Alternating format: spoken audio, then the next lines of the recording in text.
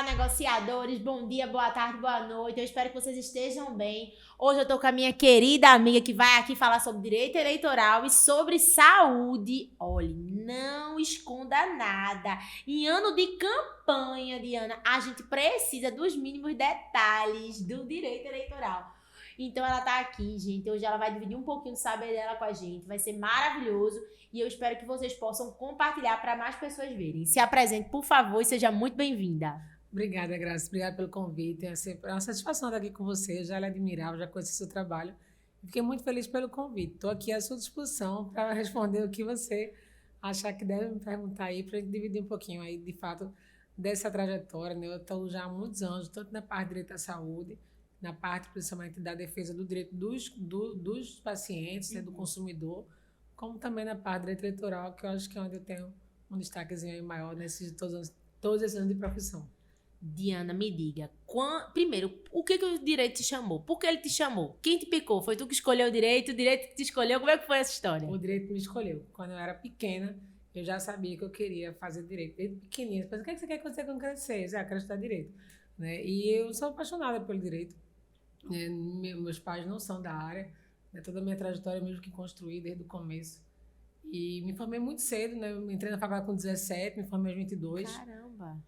Já tenho quase 20 anos de advocacia aí, e sou muito realizada atuando com direito, né? Estudei muito também, desde que eu me formei, e eu acho que é uma diferença, sabe, Graça, para a gente ter focada, assim, para a gente ter um reconhecimento na profissão, a gente tem que estar dedicado e a gente tem que estudar e se qualificar sempre, não parar nunca.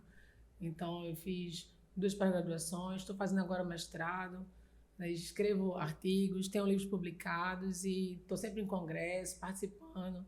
Há 12 anos já que eu dou aula pela ESA, pelo estado todo, né, para todas as subseccionais, para a gente poder compartilhar um pouquinho do conhecimento, porque eu acho que o conhecimento a gente tem que dividir. Né? Não dá para a gente adquirir o conhecimento, ter as informações, ter a experiência também e guardar para a gente como numa caixinha. A gente tem que abrir essa caixinha aí e dividir as experiências para que todo mundo também possa se aprimorar e a advocacia avançar. Né? Eu sempre digo, quando a gente divide conhecimento, a gente aprende 2 vezes. Eu sempre tive isso e sempre achei interessante. Diana, me responde, por que o direito eleitoral, tá? O direito à saúde, porque assim, são 2 ramos. Completamente diferentes. Era isso que eu ia dizer. E além de serem completamente diferentes, é que a gente não vê a maioria dos advogados, eu até brinquei hoje com a gravação dos podcasts, todo mundo vai para família, vai para trabalho, mas poucas pessoas vão para direito eleitoral, porque a gente não paga a cadeira obrigatória na faculdade. A gente não tem direito à saúde na faculdade. E simplesmente chegar e dizer assim, não, eu agora vou fazer 2 direitos totalmente distintos, é muita audácia. Aquela história do, tá com medo, eu sempre brinco com os meninos, que eu ainda tô pendente desde meu aniversário de fazer a tatuagem. Tá com medo, vai com medo mesmo. Porque assim, foi com medo pros 2 direitos, vamos dizer assim, que a gente tem menos advogados hoje, assim, especialistas como você na área.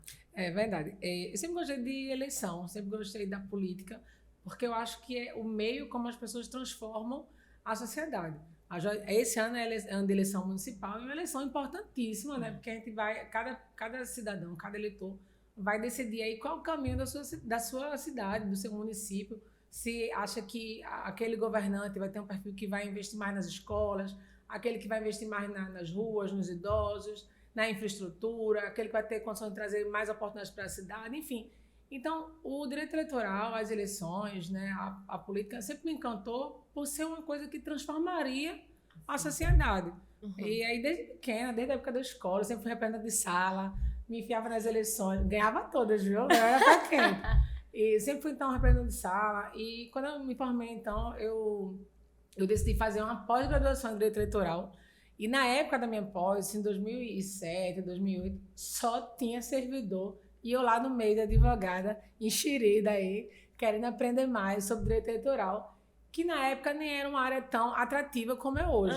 Eu costumo dizer que o direito eleitoral, ele, depois de 2010, depois com a lei da ficha limpa, depois com a questão da cassação de mandatos, é que, de fato, todo mundo levou com um ramo mais sério. Né? Antes, quando era só multa, quando era só regrinha de eleições, as pessoas não davam a importância que dão hoje. Então, hoje, para ser um bom candidato, ele tem que ter um bom staff jurídico, uma boa assessoria jurídica, tem que ter uma segurança jurídica forte, né? Então, o direito eleitoral ficou um ramo muito atrativo. A gente vem vendo muita pós-graduação, muitas coisas em relação ao direito eleitoral. Mas o que, de fato, me fisgou é acreditar que a mudança ela pode se dar através da política. Então, vamos dizer assim, é porque é um direito realmente, como você disse, que se tornou atrativo há 13 anos. Então, talvez seja por isso que a gente vê, pelo menos aqui em Pernambuco, a gente vê o quê? Referências mesmo, acho que 6 ou 7 pessoas. Não é como direito de família, que todo mundo se diz que é referência de direito de família. Se eu for listar aqui a quantidade de pessoas que se dizem que são referências de família e de direito eleitoral, a gente vê o quantitativo de direito eleitoral muito menor. E eu acredito, talvez, eu não quero pensar dessa forma, mas muito mais qualificado. Porque eu noto, eu já recebi aqui Léo Félix, e vocês tentam estar ali estudando, porque não é só o TSE. Eu disse, não, é o TSE, como é o caso do direito de família, vamos estudar só a próprio Código de Direito de Família. Não, vocês também têm que estudar as coisas do TRE, tá sempre antenados para todas as resoluções que saem. Eu disse, Senhor do céu, ele disse, Graça, é um estudo constante. E o direito eleitoral, toda eleição normalmente tem uma reforma, ele disse. Tem as resoluções que o TSE lança, tem muita novidade, então é um ramo que tem que estar sempre se atualizando, em constante aí atualização, mas é um ramo apaixonante. Sugiro que quem tiver interesse estude, entre no direito eleitoral, que é um ramo muito, muito, muito acolhedor também, assim, muito agradável, muito diferente. E aí, Graça, você falou no começo assim, mas o que ele levou para o direito eleitoral? Eu expliquei um pouquinho, mas o que me levou também para o direito à saúde? Era isso que eu ia perguntar, porque era outra coisa que eu ia dizer, é resolução também direto. Como é que a mulher dá conta de uma coisa dessa? É resolução do direito eleitoral, porque direito à saúde vira e mexe, tem uma resolução, tem um entendimento diferente. Como é que tu dá conta de tudo isso, mulher? O direito à saúde também é uma área que me anima muito, porque é uma área que mexe diretamente com as pessoas. Né? A gente chega no escritório, as pessoas às vezes muito sensibilizadas com aquele problema, aquela dificuldade para conseguir um tratamento, para conseguir uma cirurgia, para conseguir algum direito ali que o plano de saúde cerceou, e a gente poder colaborar para conseguir isso na justiça, assim, é muito gratificante. Então, é uma área que eu não quero largar nunca, essa parte do direito à saúde, porque é uma área muito gratificante. A gente tem muitos casos lá no escritório de autismo, por exemplo, né? E a gente sabe que tem que ter um acolhimento. As mães de crianças atípicas chegam muito fragilizadas, né? Chegam muitas vezes relutando até ainda para digerir aquele diagnóstico, né? Sabendo que é uma batalha constante aí para o resto da vida aí que ela vai ter que enfrentar para cuidar do seu filho, para poder dar a ele o melhor tratamento, porque o tratamento do autismo, assim, dá uma diferença enorme na qualidade de vida, no crescimento daquela criança. Então, para a gente é muito gratificante. Cada liminar que a gente consegue em qualquer tipo de tratamento, seja de autismo, de câncer, enfim, mas é muito gratificante. Então, é uma área que está assim no meu coração, eu tenho um carinho muito grande. E eu tenho um livro sobre direitos dos pacientes com câncer, que é o projeto do Câncer 360 Graus, Orientações para uma Vida Melhor, que a gente fez em conjunto com uma equipe médica e uma equipe de nutricionistas. Foram 3 volumes e a gente lançou já há 10 anos. Então, foi um grande lançamento aqui no estado, ele lançou também em Brasília, lançou no Rio, lançou em São Paulo. Foi um livro muito bacana, assim, um projeto bem bacana, assim, mas eu tenho um carinho muito grande na parte de saúde, por conta que a gente mexe muito com o ser humano. Então, eu acho que o que tem de parecido do eleitoral com o direito à saúde é a questão do humano, né? Eu sou uma pessoa muito humana, eu sou uma pessoa que luto pela inclusão, que acho que as pessoas têm que ter uma qualidade de vida melhor. Então, acho que isso que me motiva muito nas duas áreas, nessas 2 áreas de atuação. E direito à saúde, você falou, parei um pouco, porque assim, eu sinto isso com cada decisão que sai do escritório do direito à saúde, parece que você está mudando. Eu faço família, e família, você pode mudar a família, Sim. Você pode ir uma conversa, mas o direito à saúde, quando aquela criança ela descobre que tem autismo e você tem uma liminar, é totalmente diferente. Eu acabo chorando, não vou mentir. Eu tenho um primo autista e é impressionante a evolução que ele conseguiu por causa de uma liminar. Então, eu acredito que na vida tudo a gente tem um propósito. Sim. Eu acredito muito em Deus. Eu sempre falo, eu acredito muito. E eu sempre digo que na vida a gente tem que deixar um legado. E que Deus, quando Ele envia a gente para a Terra, Ele tem aquele legado para a gente. Então, talvez seja isso do direito à saúde para você.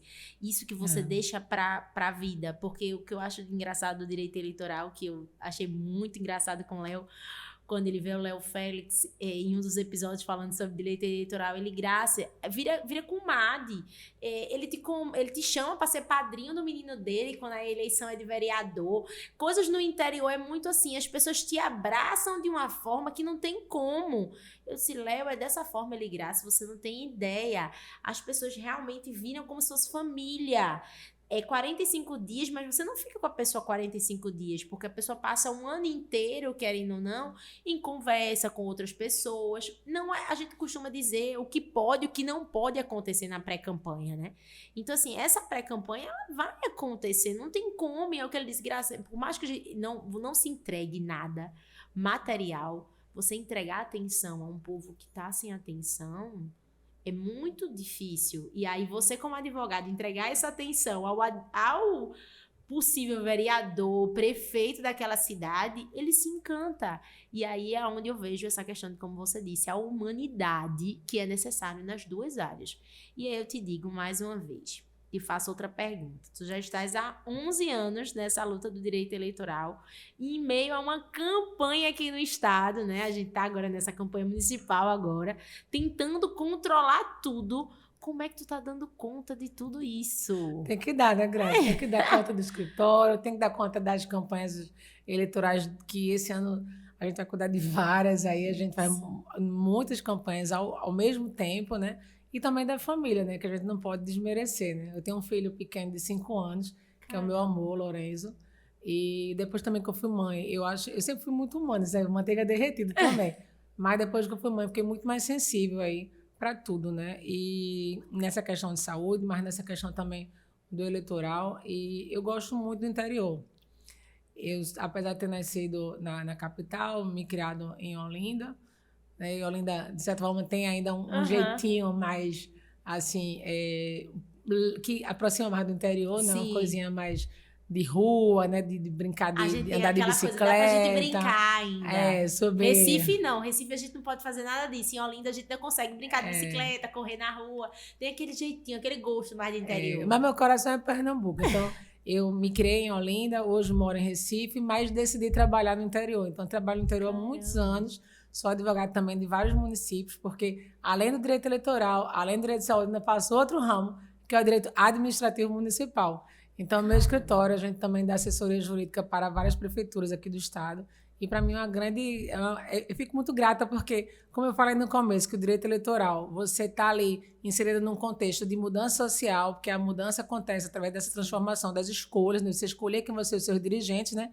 Na hora que a gente pode estar também na gestão, a gente pode acompanhar um pouco dessa mudança na prática, o que é muito gratificante. Com certeza, porque não é só no começo que tu estás com o pessoal, tu tá também posterior. Isso normalmente a gente faz a eleição e a gente vira uma pessoa de confiança ali do prefeito, né? E a gente pode também estar dentro da gestão, dando todo esse suporte jurídico aí na parte do direito administrativo municipal, seja na atuação no Tribunal de Justiça de Pernambuco, como também junto ao TCE. Isso é muito bom. Muito, muito bom. Porque é aquela coisa, eu brinco sempre aqui, que eu sou cliente da família, não cliente de família.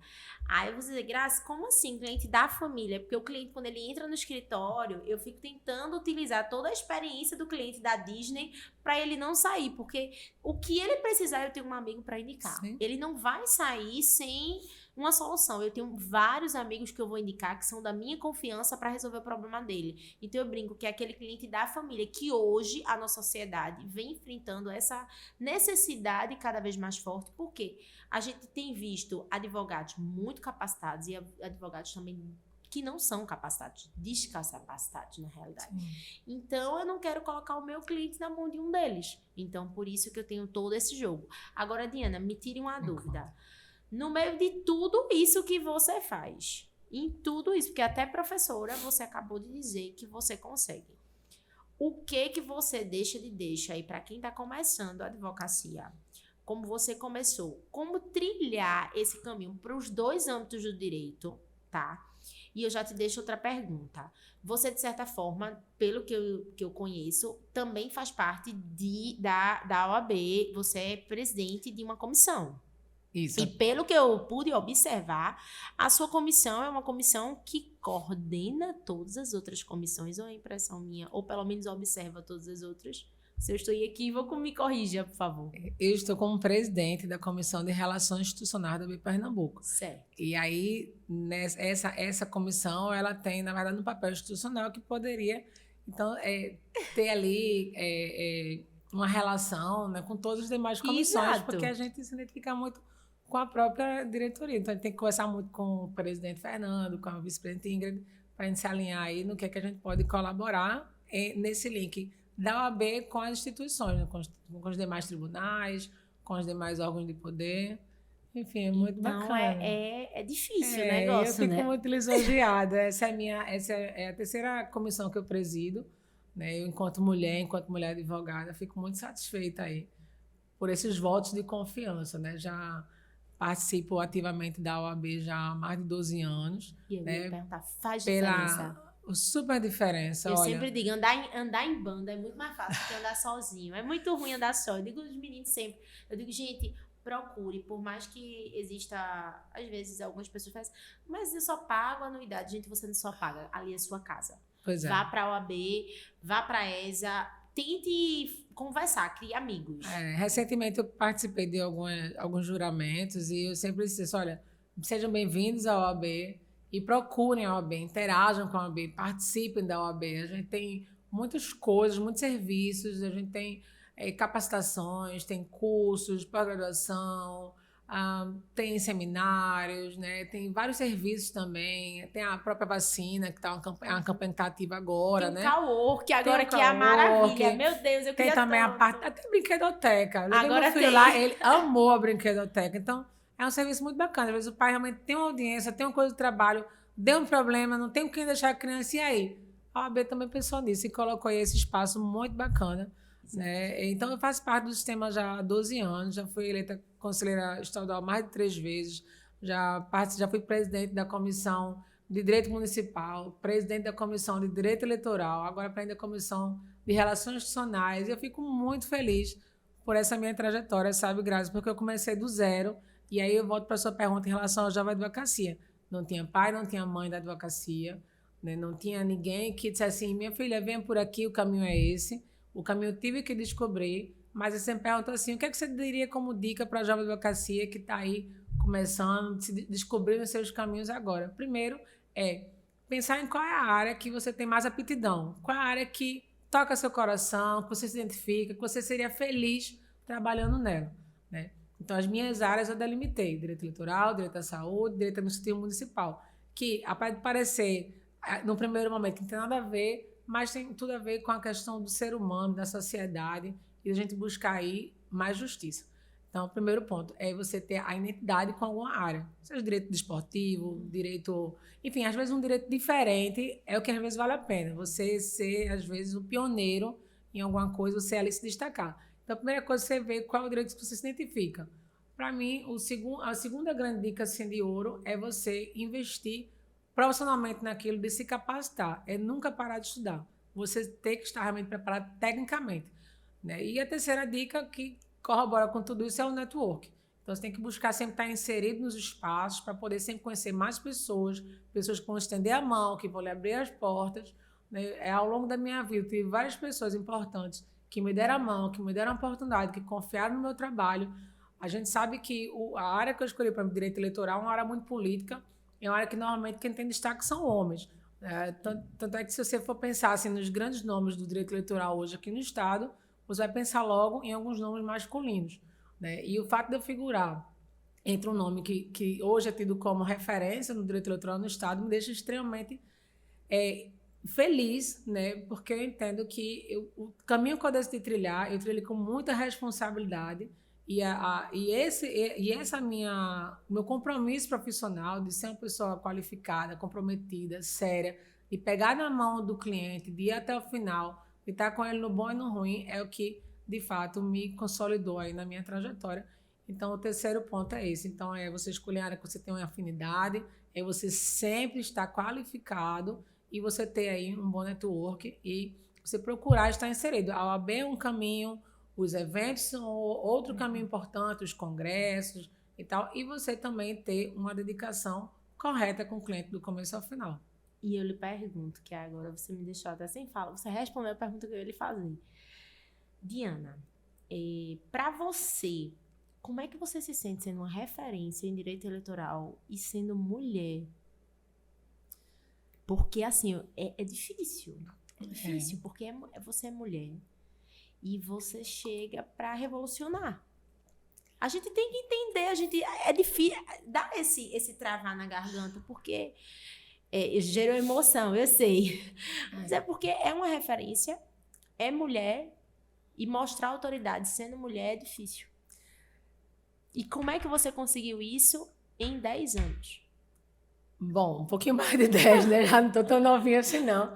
Mas eu fico muito feliz quando alguém mais jovem também diz assim, eu me espelho em você, eu já acompanhava seu trabalho. Isso é muito gratificante, porque isso mostra que a gente está no caminho certo, né? E, como eu lhe falei, eu sempre atuei com muita responsabilidade, com muita seriedade, né? E isso aqui que consolida o meu nome. E fico muito feliz de ser uma mulher e estar ocupando espaços de destaque, né? É importante que as mulheres ocupem espaços de poder, mas esses espaços a gente também tem que conquistar, né? É muito mais difícil para a mulher do que para o homem. Muito. Né? A gente tem outros atributos também, como eu falei há pouco, como mãe, por exemplo. Né? E meu filho cobra muito de mim, atenção, muito carinho. Para mim é uma parte do dia extremamente gratificante, o momento que eu estou com ele. Né? E a gente tem que saber conciliar, nem tanta mar, nem tanta terra, né? Tentar conciliar aí e tentar, enfim, ter momentos de qualidade, né? Muito mais do que a quantidade de tempo, mas sim os momentos de qualidade. E aí, Graça, eu sou muito feliz pela família que eu tive, apesar de não ser da área jurídica, mas minha mãe sempre me ensinou que ela não dizia, lá em casa ela não dizia assim, tem homens e tem mulheres, ela criava seres humanos. E que a gente não precisava se limitar, que o céu era o limite e que a gente devia correr atrás dos nossos sonhos.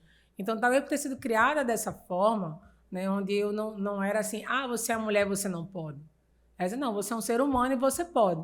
Né? E também minha mãe sempre incentivou muito a questão acadêmica. Então, lá em casa, a gente dá muito valor à parte, de fato, acadêmica, a parte da qualificação profissional e técnica. Né? Tanto eu, meu marido também, meu marido é engenheiro, não é da área, mas meu marido também tem pós-graduações, tem mestrado, enfim, é um profissional muito qualificado na área dele e eu na minha. E a gente investe muito também na educação do nosso filho, porque eu acho que a educação também é o principal instrumento de transformação.